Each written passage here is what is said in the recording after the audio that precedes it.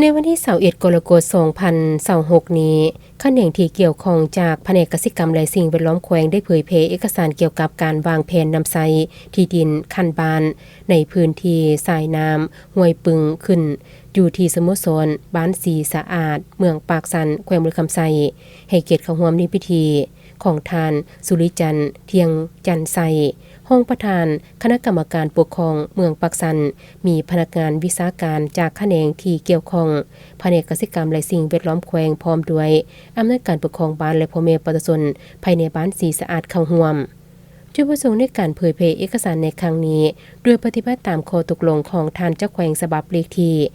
535/คบส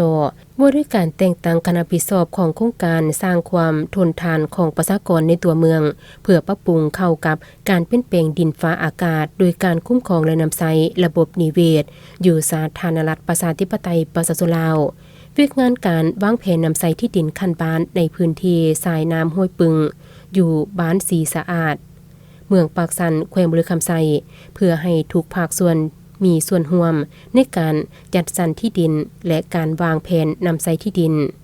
โครงการสร้างความทนทานของประชากรในตัวเมืองเพื่อปรับปรุงเข้ากับการเปลี่ยนแปลงดินฟ้าอากาศโดยการคุ้มครองและนำใช้ทายแห่งของระบบนิเวศอยู่สาธารณรัฐประชาธิปไตยประชาชนลาวมีทั้งหมด13บ้านและได้สำเร็จการวางแผนนำใช้ที่ดินจำนวน4บ้านคือบ้านปักปึงนาส้มโมปะซุมและบ้านทาสีไข่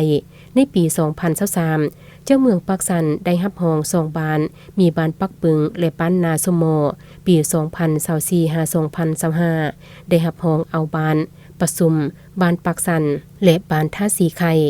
ในตอนหน้าแม้จะสืบโตอีก9บ้านที่ยังบ่ได้จัดตั้งซึ่งบ้านสีสะอาดเป็นบ้านหนึ่งที่นอนอยู่ในเป้าหมายของโครงการเพื่อจะได้ลงเก็บกรรมข้อมูลแผนพัฒนาเศรษฐกิจของบ้านจำนวนตนดินที่มีอยู่ภายในบ้านเพื่อวางแผนจัดสรรที่ดินและการวางแผนนำใช้ที่ดินในการพัฒนาและสร้างแล้วกันสนของดินบริเวณสายน้ำห้วยปึงในการปกป้องรักษาและฟื้นฟูระบบนิเวศอยู่เรียบแคมน้ำกำหนดเขตสงวนคุ้มครองนำไซและเขตใดเป็นเขตคุ้มครองอนุรักษ์เพื่อปกปักรักษาเส้นดินปลูกสร้างดินกสิกรรมดินวัฒนธรรมดินโยธาธิการและดินบริเวณน้ำ